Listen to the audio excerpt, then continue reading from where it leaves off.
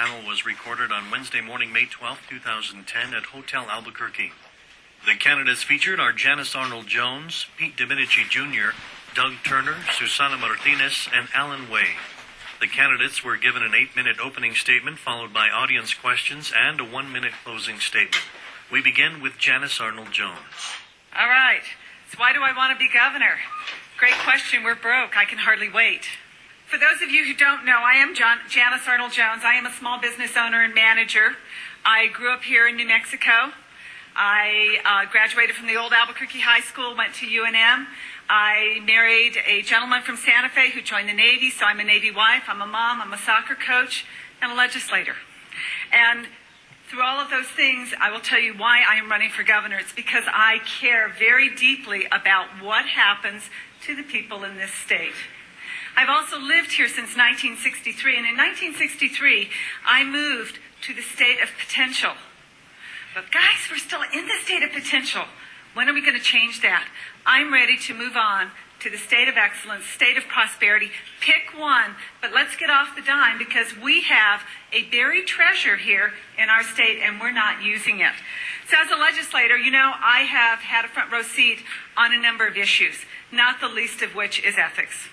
Some of it is very discouraging. We can do better. In the light of day, when we know the ground rules, we all do better. It's time to change that. Our state's in trouble. We're broke.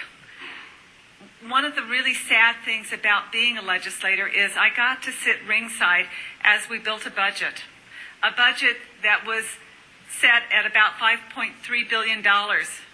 But publicly, the revenue was estimated at $5.1 billion. As a person who does budgets just like you, I couldn't find more than 4.7 in revenue. Now, is that any way to run a business? Any of you going to survive running a business without adjustments? You know, that's kind of the mindset that we have. So being forthright and honest about what we have, you know, this is not a pretty picture, but you have to talk about it. You have to talk about where we are, because when you talk about it, when I tell you, hey, it isn't quite what we thought it was going to be, and it's not good right this minute, but if I tell you early, you have choices. If I wait, you have no choices. It's time to start operating so that we have choices and that we are making the most of those choices. You know, I got a note from the Legislative Council Service yesterday, and it's really kind of cute. And I thought you would like to read it, and I want to read it word for word because you'll like this. The news is, the increase in leading economic indicators has failed to herald a tangible recovery in jobs and personal incomes. And that this is especially true in New Mexico, where declines in jobs and retail sales point to a slower recovery than that of the nation as a whole. Now, that was nice, wasn't it? Let me put this in plain English, and hang on with me here because we're going to go fast. Our state revenues are off by 30 to 40%. 20% of the mortgages in New Mexico are close to being underwater. Unemployment is likely going to go to double digits. There are 6 or 7 banks that are in trouble today, right now. Worse, many of our banks are so engaged in concentrated risk-taking that they may be more vulnerable than they would have been. Our state pensions, not actuarially sound. Our rig count, still hovering right around 50. And let me add to the mix, we have 27 quasi-governmental entities that are oftentimes exempt not only from the procurement code, but also from the Open Meetings Act. And they have taxing and bonding authority. We have some issues here. And in the last 8 years, let me remind you, our budget has increased by almost half. Do you get better than half in services? I don't see it. So, if that is not enough, let me just throw one more thing at you. See, now the state is throwing a cocktail at business. And I don't want you to miss this because it's just too much fun.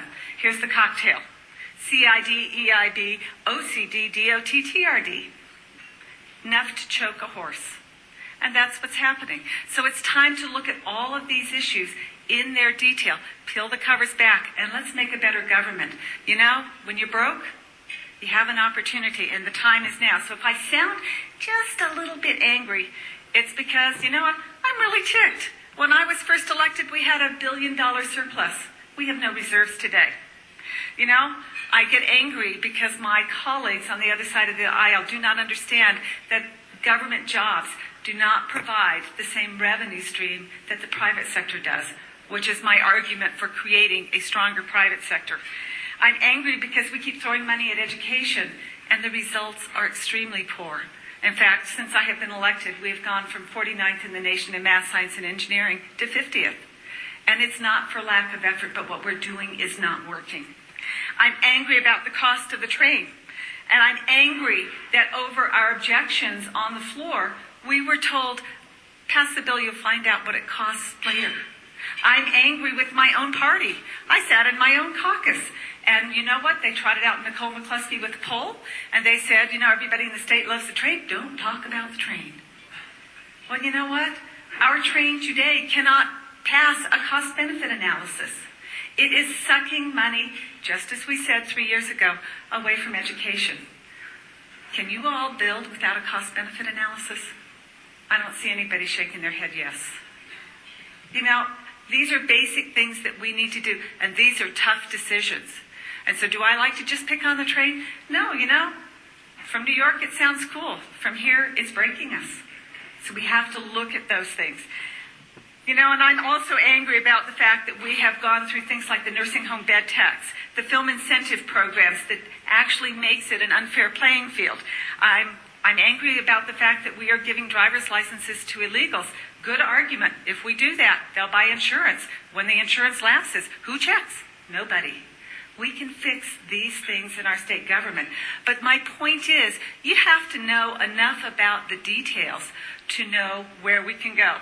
So one of the benefits about running for governor is you do get to see whether or not the policy is working across the state.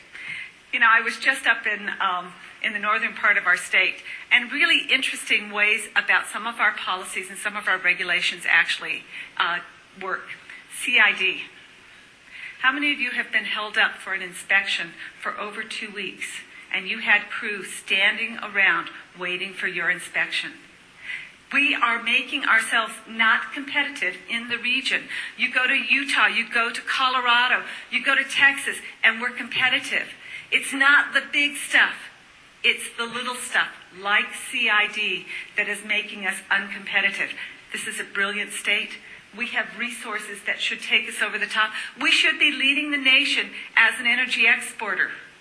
And yet we make it impossible for you to help lift us up to achieve the goals that we all know that we can and should achieve.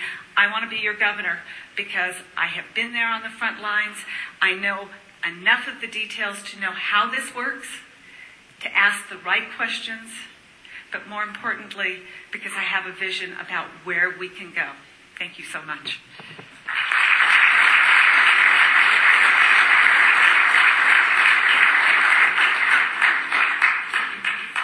Good morning. I'm Pete Domenici Jr.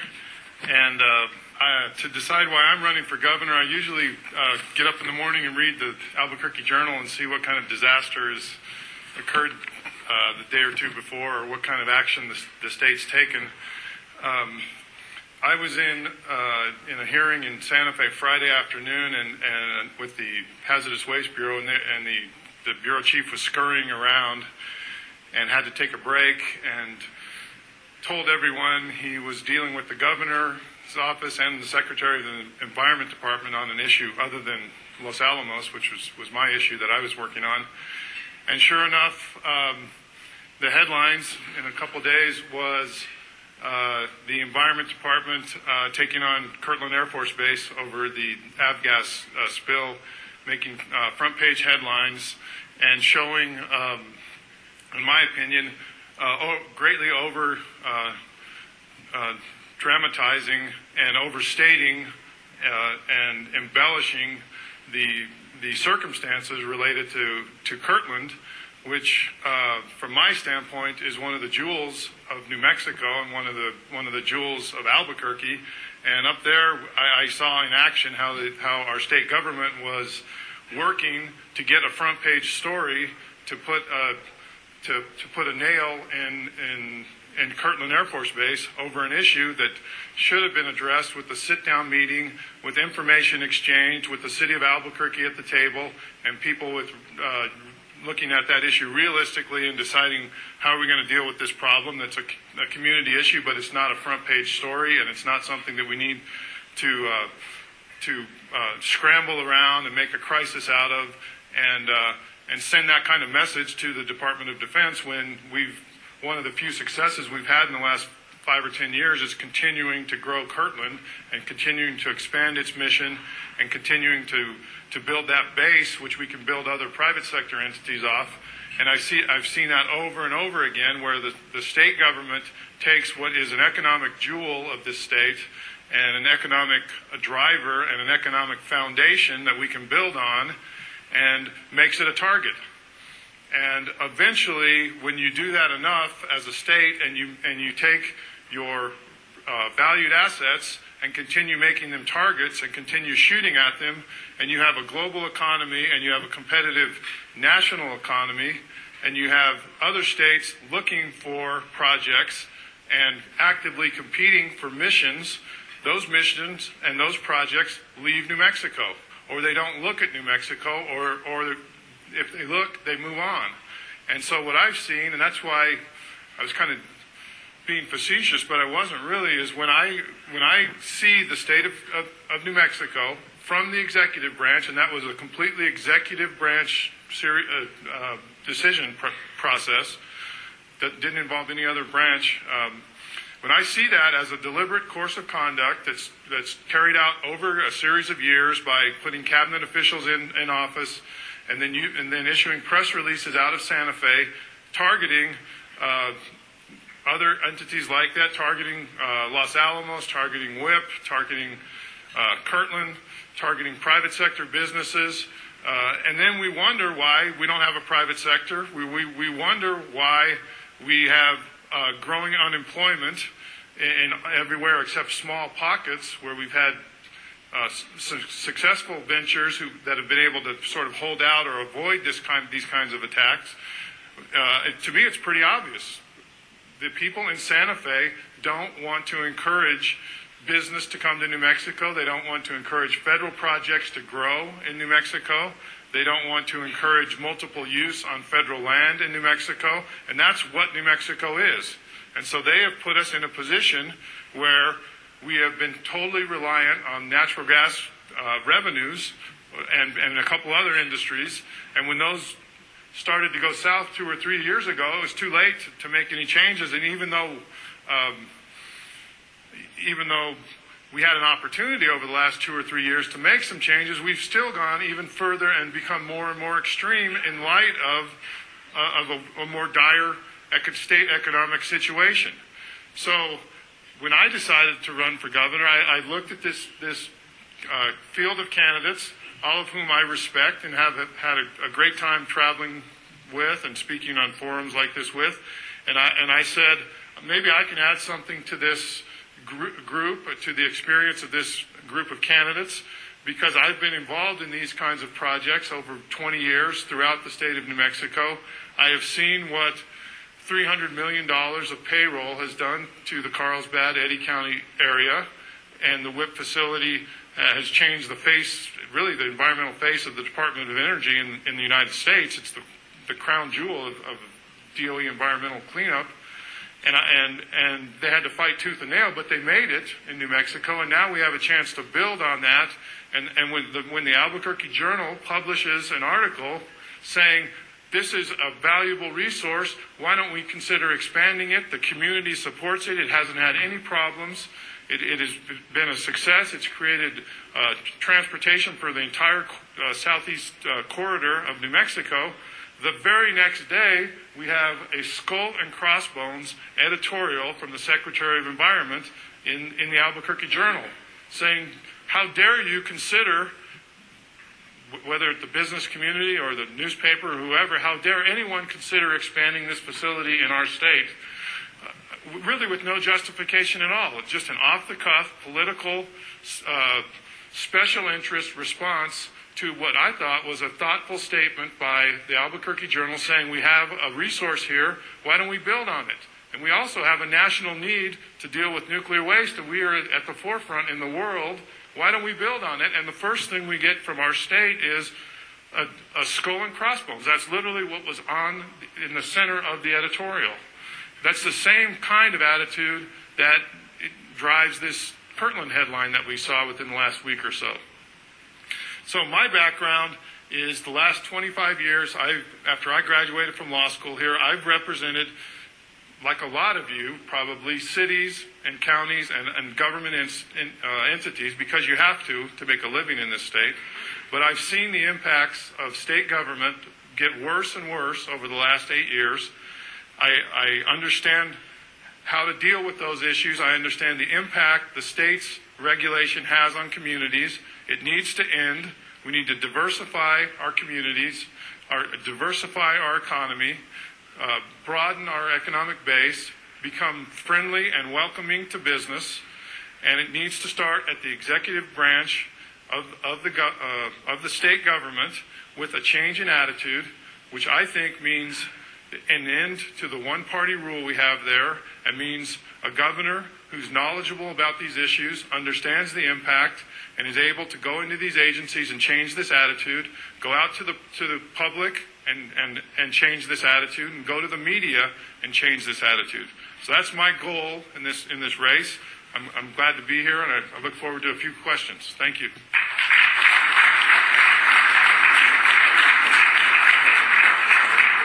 I might not actually consume all 8 minutes. We've been doing these, I think we've probably done 100 of these things in the last 10 months, and normally we get 2. So 8 minutes feels like an eternity to talk. I know a lot of you. I'm a member of this organization, but in the last 14, 15 years, I've had the opportunity to work with many of you on a wide variety of issues. But for those of you who I don't know, my name is Doug Turner. I have never run for anything before. I've never worked for state government. In fact, I, like many of you, am a small business person. I started my company here in Albuquerque, D.W. Turner, about 12 and a half years ago with a small loan from my dad. I bought a computer and a fax machine. Last year we had about 30 employees. We had to downsize, probably like many of your companies. We've got 22 full-time employees, and we work all over the United States and in some other countries.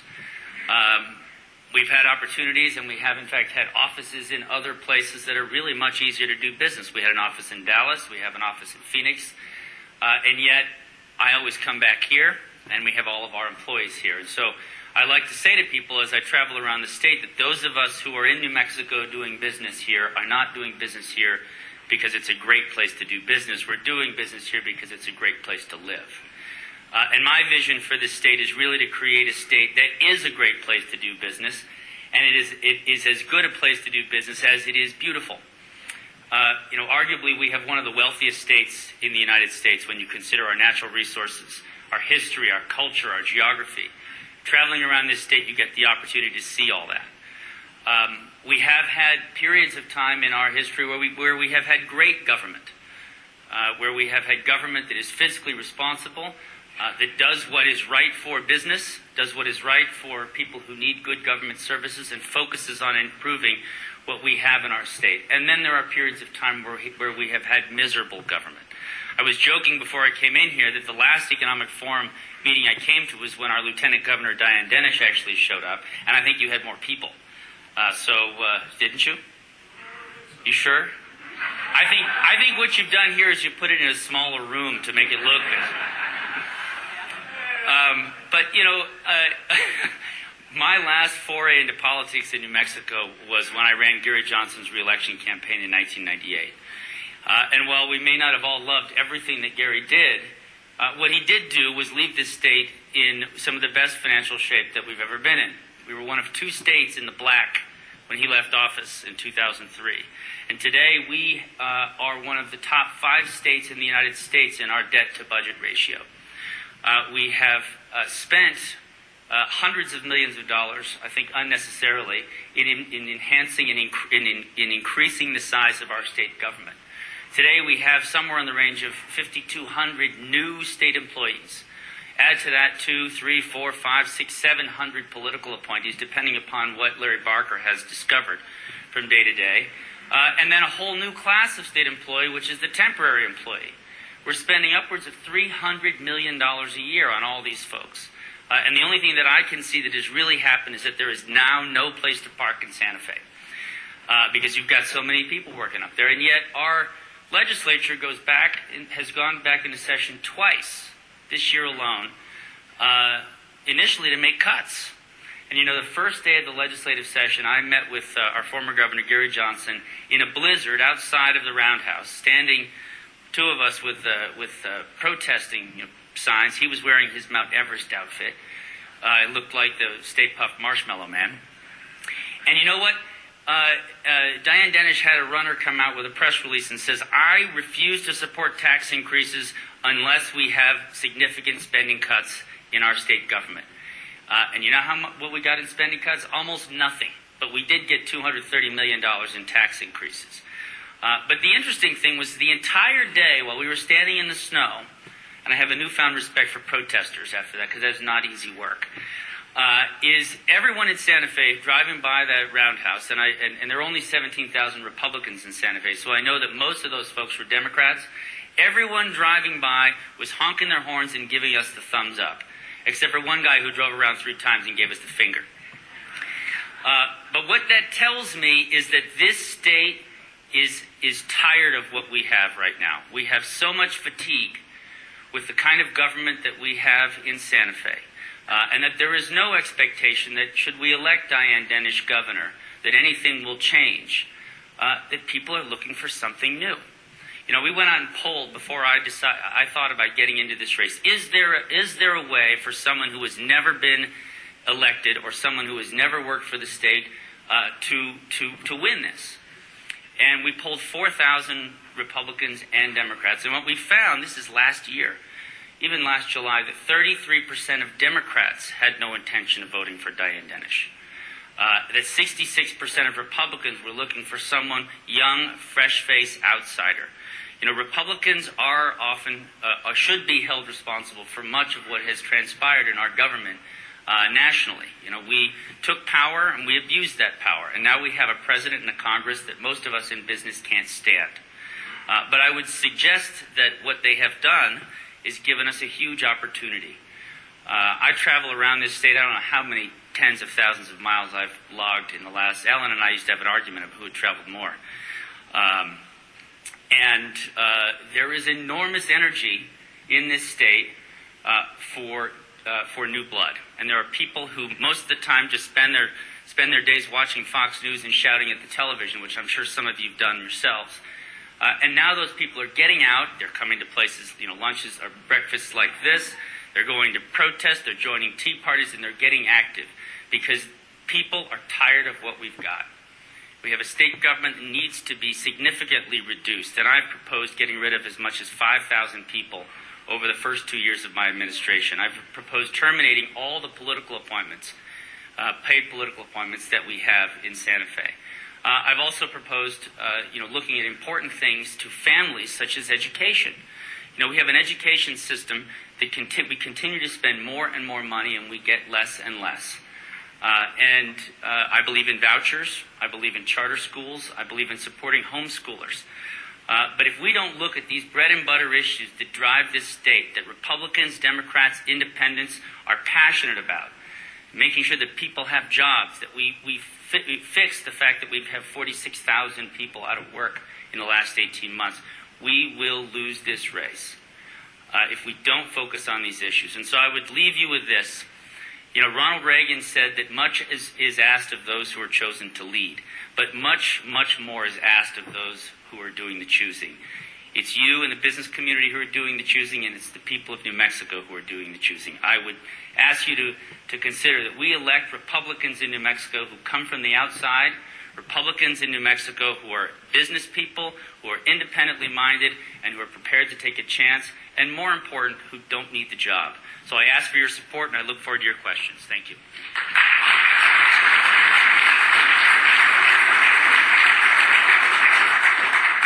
And good morning, and thank you for the opportunity to come to speak to you today.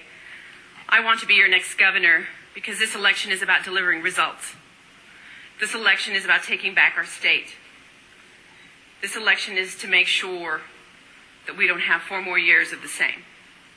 I want to introduce myself to you and tell you a little bit about myself for those of you who have never met me. I'm the elected district attorney in Doña Ana County, and I've been elected in a county where I probably shouldn't have been elected as a Republican. We're nearly outnumbered by almost 3 to 1 in Doña Ana County, and I've been elected to my 4th term. And I am proud of my public service, and I deliver results every day in Doña Ana County. My job is extremely public. My job is in the newspaper and on the news media all the time. And people hold me accountable every day. And I welcome that accountability. And that is why I've been elected 4 different times in a county where right now we have 2 Republicans elected to office there. I come from El Paso. I was born in El Paso, Texas. I have a brother and a sister, a 52-year-old special needs sister, of which my husband and I take care of now after my mother passed away 4 years ago. I attended UTEP and in El Paso. When I was in high school, my father and mother started a business with very little in the bank. My parents had about $400 in the bank, and I thought, what are we thinking? And my mother would work in the kitchen doing the books at nighttime while she had her full-time job during the day. And my father was in security. He was first a deputy officer for the sheriff's department, and then he started this business. I was one of his first security officers. I wore a uniform. I wore a .357 Magnum that I had qualified to wear. I was securing parking lots at bingos at the time at the age of 18. I went to UTEP, and I graduated from UTEP, and I was part of the family business. Eventually, that family business grew to 125 or more employees in Texas, Oklahoma, and New Mexico. My father and mother were Democrats. My mother and father started voting for President Reagan because they understood the importance of having more of their own hard-earned money in their pockets so they could create another job, so they could create 2 or 3 more jobs, so that they could stay in business. I was raised with very conservative values. I then went on to the University of Oklahoma in Norman, Oklahoma, and earned my Juris Doctorate degree. And after I graduated from law school, I went on to Las Cruces to make it my home. And I started to work at the district attorney's office and worked hard and delivered results for victims of crime. Violent crime, economic crime, business crime. It didn't matter. But I also started working very hard on the border issues that affected us every day there in Doña Ana County. And sometimes the further north you get in the state, the less it impacts, because you don't see it every day the way we do. And we delivered results in our county as well. I don't just talk about the border issues. I deal with those border issues every day. I don't just talk about corruption. I deliver results in reference to the corruption and taking on that corruption every day in our state. We have prosecuted the county clerk, who was convicted of 5 felonies that actually were in violation of the election code. We prosecuted a municipal judge who was elected in our county and didn't even live in our county. He knew we were investigating him, and he didn't care. He got sworn in anyways. We promptly arrested him, convicted him, and removed him from office. And for ethical violations, we report him to the proper authorities. We've had 3 judges removed for misconduct and reported them to Judicial Standards Commission. And sometimes that requires us to stand alone. It's not a popular thing to go after people who are unethical and people who are cheating the public. But we take that on and we deliver those results. When you leave, I will hand you an economic plan. It's an economic recovery plan that I've put together. It's on my website as well. And it's a plan on how we turn New Mexico around. And one of the very first things that we have to do is end the corruption in our state that is embedded in the economic decision-making and the regulatory decision-making, which is part of what has caused us to end up with the deficit that we have at this point. I have no doubt that once we see the real books, the books that have not been shuffled around, and we haven't experienced the shell game that we have seen lately, that we will probably be $1 billion in the hole. And if we don't remove the corruption, the unpredictability of our budget, that deficit will continue. We must first reduce the size of our government. It has grown over 50% when our population and inflation has not grown at that rate. We must reduce the number of exempt positions, and at this point we have a little over 3,200 employee positions that are vacant but are funded in the various separate agencies. We have to pull back that money. We have to make sure if that is not being spent appropriately, that is put back into the deficit, that we cover up that deficit. We have to make sure that we make New Mexico more competitive. And this is how we make New Mexico more competitive, is that we give a preference to New Mexico companies, that we make sure they're real companies and that they're not shells that have an office in New Mexico merely to claim that they're a New Mexico company in order to gain a preference. We must invest in New Mexico businesses. The small businesses is what's going to cause us to be recovered in our economy. Government does not create jobs. Government creates an environment that allows you to create jobs, and I understand that very well. I'm the executive of a state agency. I have 84 employees. I also have to make sure to balance my budget. It is constitutionally required for me to balance my budget. And if I do not do that, it is against the law. I receive audits yearly, and I pass with flying colors. I have learned as the executive of my agency to do more with less because of the extreme budget cuts that have been experienced. We have to phase out the job-killing taxes. In New Mexico, we tax over 158 services. Only 6 other states in this country tax over 100 services. We have to phase them out in order to make New Mexico more competitive with Texas, with Colorado, with Arizona. Right now we pay, in 50 states, we rank number 16 as the total taxes paid by New Mexicans. Texas is 46, Arizona is 41, Colorado 45. We cannot be competitive and stay on the same track. We must take on the issues that are important to the small businesses, make sure they stay here, and make sure we bring back those that have left our state. This election is critical. It is critical for us to turn this state around and be part of the people that are going to make sure that when we redistrict, that conservative, strong values and fiscally responsible people remain in leadership. This election is about delivering results. And I submit to you that I am the one that can deliver those results with strong ethical leadership. I ask for your support and I ask for your vote for governor, and the next 20 days is the final day. Thank you.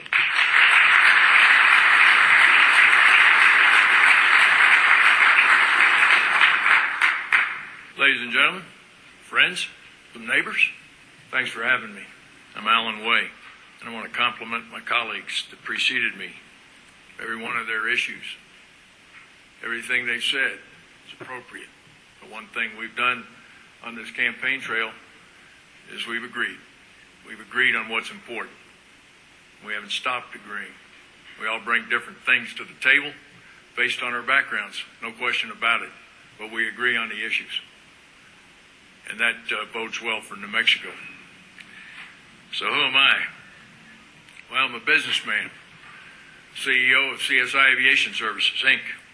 I'll talk about that in a minute, since it's a New Mexico company that does all its business out of state. In that regard, Doug and I have a lot in common. It's a great place to live, not necessarily a great place to do business. Many of you in this room know that. I'm a retired Marine. Besides running a business, I was a career Marine Reserve officer. And whenever Uncle Sam called, I went. And in that course of duty and that time frame, I served in 3 wars plus the expedition into Somalia. I'm a husband of 41 years. Same woman, if that matters to anybody. I'm a father of 3. I'm a grandfather of 4. One of my 4 grandchildren has severe autism, so I have a special sense of what's involved with special needs kids. Susanna and I have that in common. I'm not a career politician. Proud of it. I was ambivalent about term limits for Congress and Senate and the legislature.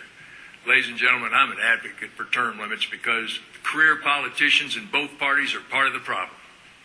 And we need to end this way we do business in government And we need to have what the Founding Fathers intended. People go forth, they serve, and they go home.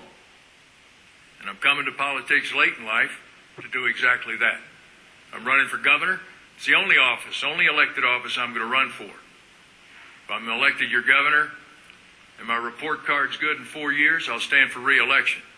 But I'm not running for the Senate, I'm not running for the presidency, and I'm not running for the House of Representatives.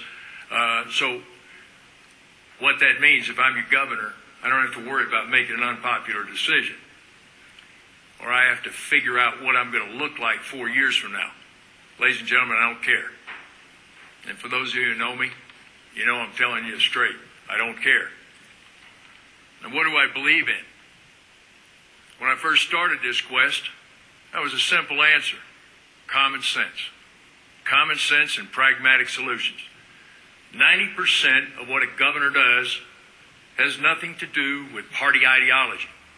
And for you Democrats and Republicans in the room who are hung up on just it being a party thing, you know that what I just said is true. Sure, on the margins there's going to be issues that involve the philosophy of where you came, clearly. And I'm a Republican. I'm a Reagan Republican. But the point is that 90% is running the railroad on time, to use an old expression that I've now had to modify and say, run the railroad on budget. Now, why am I running? For a very simple purpose. To clean up New Mexico and get our economy back up and going and jobs back. It is that simple. But it's complicated to do, of course. When you subsidize poverty and failure, which we have done aplenty in this state, you get more of the same. And all you got to do is go out and look around, and we see poverty and failure. And government can't give you anything that they haven't taken from somebody else. And you know it, and I know it. You know, there's two things that have astonished me since I've been on the campaign trail. And I'm the longest running candidate. I don't know whether that says something about my smarts or what, but I've been at this for a full year, full time. The first thing, just how angry people are in this state. And it crosses party lines, it crosses gender, it crosses ethnic lines, and it crosses socioeconomic lines. Folks, people are mad. And a congressman in West Virginia just woke up to that, apparently. Ousted in a Democrat primary.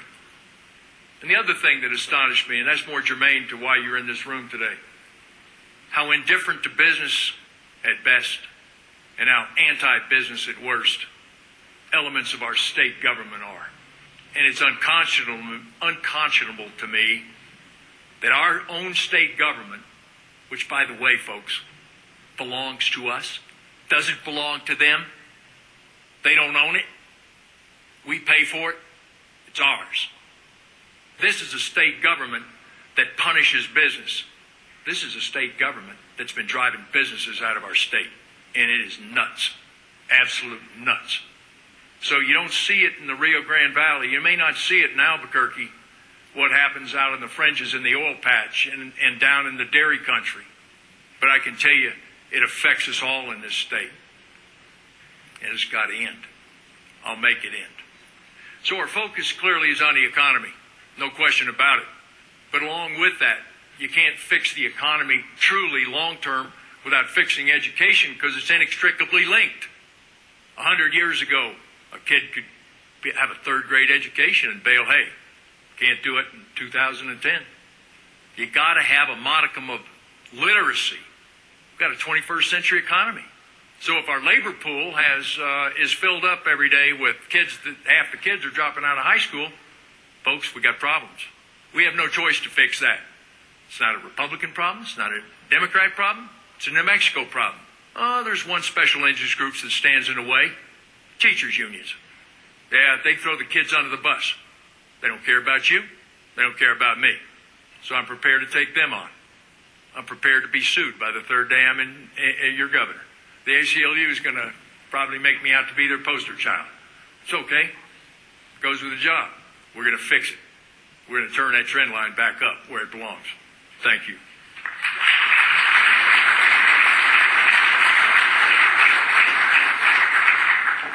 Okay, we have time for Q&A. First question. For all the candidates, this is the Economic Forum, so what is your one idea for creating jobs through either retention and expansion of existing businesses or incentives to bring in new business? You know, this is, thank you for that question. There are so many steps, but you asked just for one. Our tax policy truly is working against us. One of the things that I had introduced in 2009 was a tax policy that created an incentive, a credit, based on longevity. And it was a very simple idea that if you made it to 5 years, we gave you a small break on your gross receipts tax. If you made it all the way to 20 years, you got a slightly more significant break on your gross receipts tax. The reason that I put that in there is in our tax policy, we have now created and picked the favorite children. Now, there are other better ways to actually do this, but if I could not do anything else, I would pass that bill first. The reality is we have gone from a tax policy that was low, broad, fair, equitable, easy to administer, to a tax policy where fewer people are carrying most of the burden. It's mostly you all. And so I would focus first and foremost on trying to create relief that creates an incentive to work. You asked for one idea. So my one overriding idea is probably too optimistic, but it is to become a business-friendly state, and that includes many elements, but I think it starts at the grassroots level where your average family understands that we don't have money for their schools, we don't have money for their roads, we won't have money for infrastructure unless common people, communities, government, local governments, all collectively and join with our media and hold out New Mexico as a state that is friendly, welcoming, and understanding of business. I don't think we've accomplished that. I don't think we've even tried to accomplish that in the last 8 years.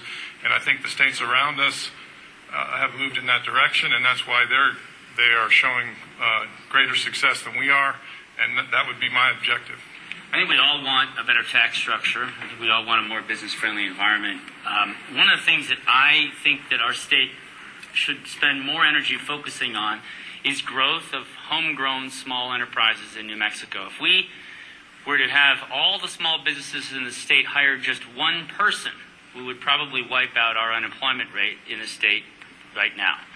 I'd like to see New Mexico be, the national leader in promoting startups. We provide huge tax credits for companies that we try and attract here. We've got the 25% credit for the film industry. I'd like to see similar credits for small companies, people who go to the bank, mortgage their homes, work 18 hours a day to take their great idea and make it successful. I'd like those folks to have those similar incentives, so the burden on them getting past that first 5 years is a little easier and allows them to hire more people. I think if we look at small enterprises in this country, we employ 85% of all the people in the United States, and small businesses here in New Mexico deserve the same kind of support that the companies that we're trying to attract are offered. What we have to do is make sure to phase out the job-killing taxes that have strangled small businesses from creating more jobs. But at the same time, we're going to have to decrease the size of our government. We have 24 state employees for every 1,000 citizens in New Mexico, and the national average is 14 state employees for every 1,000 citizens in New Mexico, and we cannot afford that any longer. And if we phase out the job-killing taxes within a 6-year plan, we can be competitive with those surrounding states, as I mentioned earlier. We tax and tax. We did lower the income tax to 4% about 6 years ago. However, the current legislature, some in the current legislature are talking about returning the income tax and raising it back to 8%. That is the wrong answer. We cannot be competitive. We cannot bring businesses to New Mexico by raising taxes. We have to have zero growth in state government and bring back the businesses to New Mexico by reducing our taxes. We're going to put an open for business sign on New Mexico. Shift some economic development resources towards incentivizing small business as opposed to spending the preponderance of that trying to bring big business into New Mexico. Nothing wrong with that, but as long as New Mexico is higher cost to do business in than the 5 contiguous states around us, we're at a disadvantage for the time being till we can lower our tax structure. Consequently, to jumpstart our economy, we need to incentivize small businesses that are already here, that have their roots here, that we can add jobs. That's a first step. I propose an Office of Business Liaison under the Office of the Governor to serve as an ombudsman agency in order that when a business that has to have some sort of a license or permit goes to up to the Santa Fe and gets blowback, they've got a way to cut through the red tape. I also would remove irrational regulations. I have said a lot about that on the campaign trail. It's choking our businesses, and those things are going to go, and they're going to go quickly. Clearly, besides regulations, we need to work with the legislature to readjust our tax policy and lower taxes. You don't raise taxes, you lower taxes to increase your business productivity and grow the private sector. The agency EIB, Environmental Improvement Board, has 5 officials on it that, as far as I understand, are appointed. They have taken upon themselves to pursue carbon caps at levels that are unbelievably or completely inability to accomplish those levels will cause us to have a great detriment with regard to growing business in this state if they're actually passed. Each of you, maybe a half a minute each, but your thoughts on EIB and where we go from where it's at today to where it needs to be in the future? And the EIB as currently proposed is ridiculous, frankly. A governor, an executive appointed agency imposing rules that they're going to create that make no sense to the productivity and the economy of the state. EPA standards are sufficient. We don't need a board made up of ideologues that are going to impose restrictions on us that far exceed EPA standards. The EIB board is exactly part of the problem in that through the executive branch, regulations are being imposed that are killing our extremely energy-rich state. We must embrace our energy-rich state. Can you imagine where we would be if we hadn't grown government by 50%, when we had a surplus and our energy was as robust as it should be? We would not find ourselves with the extreme deficit that we are in now. I oppose the cap legislation coming through EIB, absolutely. You know, we have a very strong chief executive branch in this state, and what we've seen under this administration is abuse of that strength. You have, rule making or legislation, creation of legislation through rulemaking. And I have proposed that the kinds of actions that EIB has undertaken, certainly the kinds of actions that have come out of the Energy, Minerals, and Natural Resources Department that have negatively impacted our oil and gas industry. And, in fact, I actually filed my own lawsuit against the governor for attempting to create law without the legislature, which is basically what EIB is doing. And so as governor, I would put an end to that and certainly put an end to a lot of the conflicts of interest that exist on a lot of those state boards and commissions. I've had the good fortune to appear in front of the EIB quite a few times. I've had some success, but it's been limited. It is made up of political appointees who have an agenda. You're virtually assured of what your decision is before you go in the room, and for what's supposed to be a hearing, you can predict the outcome.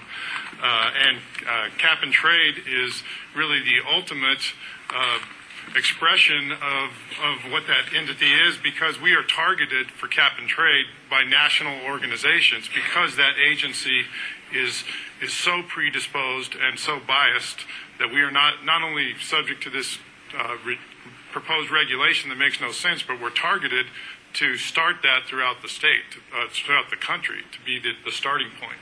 That's not a position New Mexico wants to be in. My colleagues have hit most of the salient highlights. Here's the underlying issue with EIB. The agenda is absolutely anti-free market. Please go and look at the governor's renewable energy guide. It very clearly states that in order to make renewables competitive, you must make coal, oil, and gas more expensive. That is the agenda. And you know what? I think we all like to compete on a level playing field. If we're going to do wind and solar, if we're good enough, we can compete. This takes everything away from our natural resources in our state. This is not going to be about political corruption, but I would actually like to see if we could tie them together. Recently, in the news, there's a individual that allegedly killed sheriff's deputies, and there is a situation in Arizona where we have people coming across the border who just shot a deputy. The death penalty in New Mexico was recently overturned. Can you tell us what your positions are on that? I actually support the death penalty. We've been very judicious in this state, unlike states like Texas, in our use of it. I think we put one person to death in, 30 years? I think it ought to be applied to anyone who commits a heinous crime. We've got a case right now where a guy shot a 27-year-old woman for $1.32 in tips, and a guy shot his 9-month-old daughter. Those kinds of cases deserve to have the death penalty as an option, and so I do support it. I support the death penalty for the same reasons Doug said. And for those people who would argue against it, saying the state doesn't have a right, well, we are the state. And if someone perpetrates those kind of heinous crimes, we have a right to terminate that person's life if they've been found guilty. I absolutely support the reinstatement of the death penalty. The reinstatement of the death penalty does not include heinous crimes. It's very clear the way the statute was repealed recently. It includes the killing of law enforcement officers, correction officers, the killing of witnesses, and also the rape and murder of children. The repeal of the death penalty has eliminated the ability to execute someone who in the future kills another Dina Lynn Gore, a young 6-year-old child who was raped and murdered by Terry Clark. And that possibility was removed from the judicial system, and that is unacceptable. It may require a long process, but however, it is a meaningful process. And we must return the death penalty as it stood before, without the limitation of requiring DNA or the limitation of only making it available to law enforcement. Thank you for the question, John. I support the repeal of that legislation. I think as a state, we have a responsibility to try to provide a deterrent to protect those classes that were protected before we repealed it, those classes of individuals. And I think also we have an obligation to punish people appropriately where the circumstances require it. And I think both of those justify the repeal of the death penalty. And as Doug said, it's been used judiciously and not frequently, but I think it needs to be part of the state criminal system and is a meaningful part of it, and I support it. Y'all need to hear something different. I voted twice to eliminate the death penalty. The reason I did so is not about vengeance. It was about what we were doing and how our judicial system was acting. So I have to ask you, did the death penalty prevent Astorga from killing Officer McGrave? Not a bit. There was not one shred of evidence that it was a deterrent. But what the evidence did show was it was extremely costly to our state every time we prosecuted it, oftentimes to the detriment of other cases being brought. And when we changed that law, it was life means life. So if we were politically unwilling to execute people, and Terry Clark was the last one, and it was costing us so much money for absolutely very little result, is it worth it to our state to execute vengeance? And don't get me wrong, there's some awful things that have happened, but the law didn't prevent that. I am in favor of putting criminals in jail and getting them there as quickly as possible and leaving them there. Life means life. We now have a federal health care bill, and I'd like to hear from you all to see what your opinion is of the bill, what you think of it, and how its effect will have on New Mexico and the direction New Mexico may have as it pertains to compliance with that. I was watching, when I was sitting in front of the television watching that vote as a business owner, I was incredibly depressed. I provide health care for my employees, and I think what this bill does is actually create a disincentive for the private sector to continue doing that. It might actually be cheaper for me to pay not only the fines for myself, but the fines for all my employees. But the bigger picture for the state of New Mexico is the long-term unfunded mandate that this bill will create for our managed care for Medicaid program. We're talking in the hundreds and hundreds of millions of dollars. By 2014, I think it's somewhere between $500 and $800 million, which is the expected increase in our cost here. And someone has to pay for that, and that's ultimately going to be the business owners today who are currently paying for the health care of their employees. And I think it's incredibly dangerous. I think we're going to have to go back to Washington. John, when you get elected, John Brella, will have to be our savior and demand either a waiver or we elect more Republicans in Congress and we get this bill changed. I agree with Doug. Our company provides health insurance as well. And every year we've struggled with rising premium costs. There is no question we've needed health care reform, but what they perpetrated on us was ridiculous. And frankly, I believe that components of that bill that they passed are unconstitutional. That's why 20 states have entered into a lawsuit. If I'm the governor, I'll visit with Attorney General King, and we'll talk about how to enter for New Mexico to enter that same lawsuit against those parts that are unconstitutional, in my view. Thank you. You know, I'd like for this discussion to have been about health care, and it really wasn't about health care. It wasn't about insurance. What it is for our state is an unfunded mandate of about $880 million. I'm not sure how our state is going to manage that. So I think it has been said well here, but I will just go back and point out to you, Speaker Pelosi said something during the debate that should cause you a lot of problems. And that statement was, you'll know what's in the bill after we pass it. Excuse me. You know, I don't know if that's the way you do contracts. I like to read it in advance, and I think we ought to check it out. The citizens of this nation had a right to that, and it's just the wrong way to do business, and it certainly isn't going to provide greater access to health care, which is what we're talking about. The first thing I think the state should have done and still should do is calculate the cost to the state and make that public, and I think other states should do that, and we would cumulatively be aware of the cost that's been passed on to states, which is an enormous part of this bill.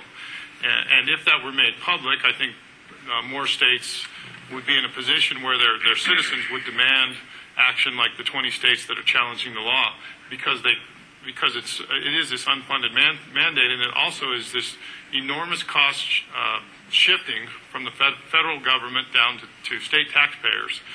The other part of this, which is really broader, is that it foreshadows really a change in the future of America. I mean, it is such a comprehensive change in a fundamental aspect of our lives that, and it's going to be gradual, but it's just the start, I think, of in several fields where this federal government is trying to do that and will accomplish it if we don't push back and don't have a fundamental change at the federal level, and states have to be part of that.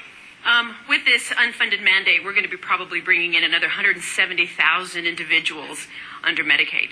We are currently about $300 million in the deficit in Medicaid that is being plugged up with stimulus dollars. Then you add that unfunded mandate, it will be about a $900 million deficit in Medicaid. What we have to do is provide incentives for individuals to provide coverage for themselves or for businesses to provide coverage. We also need to provide a sliding scale for individuals who cannot afford it. We cannot force individuals and be mandated to provide coverage for themselves or be part of this. I would encourage the next Attorney General to sue the federal government so as not to force individuals to be covered by this medical coverage. However, I also encourage across-state line shopping. You can buy auto insurance in any other state that you'd like, but you can't do that with insurance. You can't shop for the best price for you and your family, and we should be allowed to do that and not be forced to buy what is being offered by the government. You're listening to KANW Albuquerque, KNLK Santa Rosa, KIDS Grants. Relative to the travel and tourism industry, the hospitality industry, we represent about, we're the second largest employer here in the state, and here in the city of Albuquerque are about a $2.5 billion industry in relation to the state's $5.5 billion industry. I was just wondering what your thoughts are in terms of supporting the travel, tourism, and hospitality industry here in the state of New Mexico as the chief executive? I view the office of the governor, as the chief marketing officer for the state, at least in this current time when we've got to get ourselves back out of a hole. I've never met a job I didn't like except that which was illegal. And certainly those components of our economy, and tourism is clearly one, we're going to pull out all the stops to get this economy back up, and whatever it takes. Tourism, I know I'm generalizing, but I guess at least in my case, as a businessman, as a business executive, I know something about marketing and sales, and I know something about what we're doing here. You're going to get some help from me if I'm your governor. Absolutely support the bringing in visitors to our state. I strongly support the ability to make sure that we are marketing our state in every facet of media that is available to us. We have a state that is rich in culture, and we have got to capitalize on that and make sure that people come here and then many times make it their second home or their first home. You will have a partner in me as governor to make sure that we capitalize on the beauty of this state. We have an incredibly fragmented marketing program for the state of New Mexico. Every agency and every department's got its own brand, and it's spending a different tranche of money trying to promote itself. Transportation's got it, tourism's got it, economic development's got it, and that is ridiculous. So from the perspective of supporting tourism, economic development drives tourism, tourism drives economic development. We have to have a concerted effort to have one New Mexico brand that we support, that supports tourism and all other entities in the state. The other thing that we have to keep in mind is right now Diane Danish is supporting merging tourism department back into economic development, which I'm completely opposed to. I think there are a lot more areas where we can make government more efficient, but tourism is so important to the state that it deserves to have its own cabinet-level office. Tourism matches our state. It is particularly appropriate for a diverse state like ours, and it is one way to accomplish rural economic development in a time when rural economic development is extremely challenging. And I know you talked about the city of Albuquerque and how big of aspect it is for the city, but it also is huge has huge current activity and potential for the really diverse rural economies that we have and rural attributes the state has. So I strongly support tourism for the state of New Mexico. I agree with Doug. It needs to be a coordinated effort and a focused effort. And I think it needs to focus both on the cities and the Rio Grande corridor, and also on the various rural attributes we have that are very diverse throughout the state, but are still really enchanting for tourists and really unique for tourists from around the country and around the world. This is a little bit two questions, and I want to talk about the casinos for just a second. We have a compact that is a promise to our tribes. One of the things that I am concerned about the current compact is whether or not we are supporting the free market sources and the sources that drive and help ensure that our casinos are thriving. I am worried that we may have too many casinos, which, when we lose one, that hurts everybody. You throw into the mix the racinos, and we have a very complex problem. But it all contributes to tourism. And so let me go back and tell you what we do really well, and we never talk about it. This is a remarkable state. We have the technology that is provided by our national laboratories. We have resources that are amazing. We have an agricultural industry that would knock your socks off. I'd like to know who knows. If I am your governor, I promise you we're going to start selling this state for the resources it has, for the intellectual capital that has been developed here. This is a great state, and it's not just about tourism. It's about business.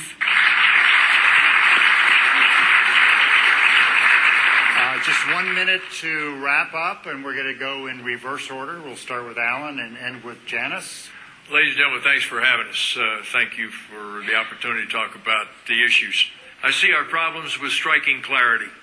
I've been accused of, fondly, I think, of taking a figurative baseball bat to Santa Fe. The baseball bat burned up in the bus, by the way. So I've replaced it with a cattle prod. So we're going to take a cattle prod to Santa Fe, a figurative cattle prod. We're going to clean the place up. It needs cleaning up. I take my years of building business relationships to an ability to deal with people on both sides of the aisle. And the thing you need to know about me is I'm good for my word. Always have been. I'm 67. I've lived by my word for 67 years of my life. Why would I stop now? Why would I become a two-faced politician? I'm a governor that will be good for what I say. And when I tell you I believe something, you don't have to agree with me, but know that I believe it. I'm just not telling you that because I want you to believe it. And if I'm your governor, I'm going to do what I say I'm going to do. Thank you very much.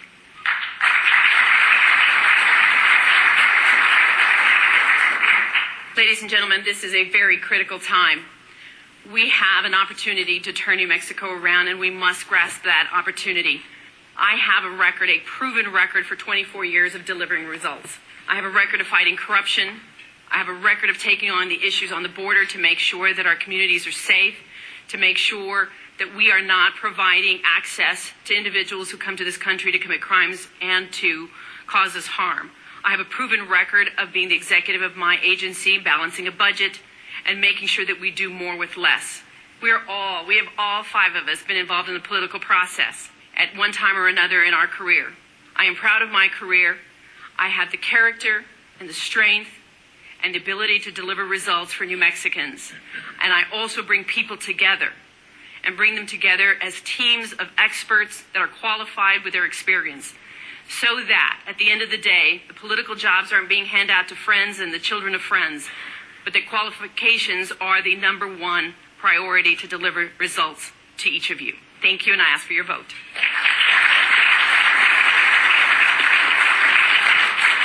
I have 4,500 friends on Facebook today, and I made a posting that none of them were actually getting any jobs in state government. We were at a forum in Otero County a couple months ago, and someone asked me, well, what government experience do you have that qualifies you for this job? And I said, absolutely none. I've started a business from nothing. I've created jobs. I've brought in companies from out of state to work here in New Mexico.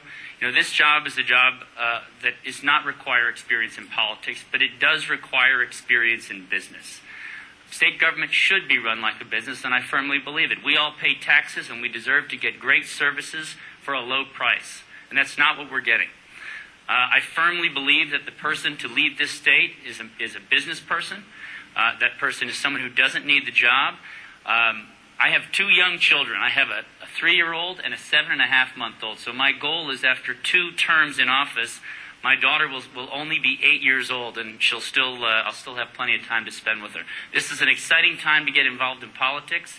I've never done it, but I ask for your support. Thank you. Thank you for having me. I've worked on complex issues throughout the state of New Mexico for 20 years. In the private sector, as owning my own business. I enjoy that a lot. I've learned a lot from that. What you would get from me as your governor is these things, and I want you to think of the opposite of these when you think of when you think of these. Honesty, a smaller government, limited government, an efficient government, a business-friendly government, and finally, and most importantly, a governor whose interest is New Mexico and New Mexicans. And with that, I would ask for your support, and thank you for having me.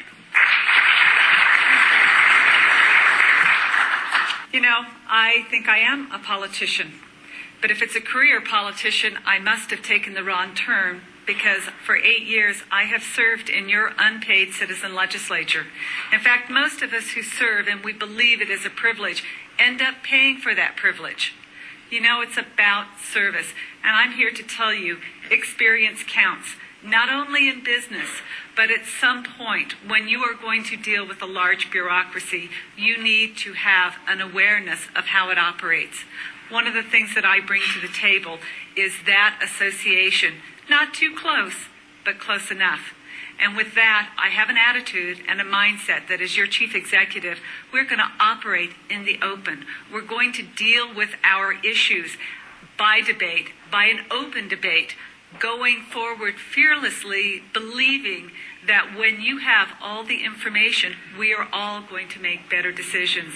Our state deserves so much more, and we have been held trapped by a system that is simply outdated. Let's move forward for New Mexico. I'd appreciate your vote. You've been listening to a Republican gubernatorial candidates panel on 89.1 KANW, presented by the Albuquerque Economic Forum. The panel was recorded on Wednesday morning, May 12, 2010, at Hotel Albuquerque. The vocoder can make singers sound like robots. But it was once used to disguise high-level conversations during World War II. They didn't mind world leaders in general sounding like robots, just as long as they didn't sound like chipmunks. Eisenhower did not want to sound like a chipmunk. I'm Lynn Neary, the untold history of the vocoder, on the next morning edition from NPR News. Weekday mornings 4 to 8 right here on KANW 89.1. Serving New Mexico music at 91.9 KNLK Santa Rosa, 88.1 KIDS Grant, and 89.1 KANW Albuquerque. Serving the world at KANW.com.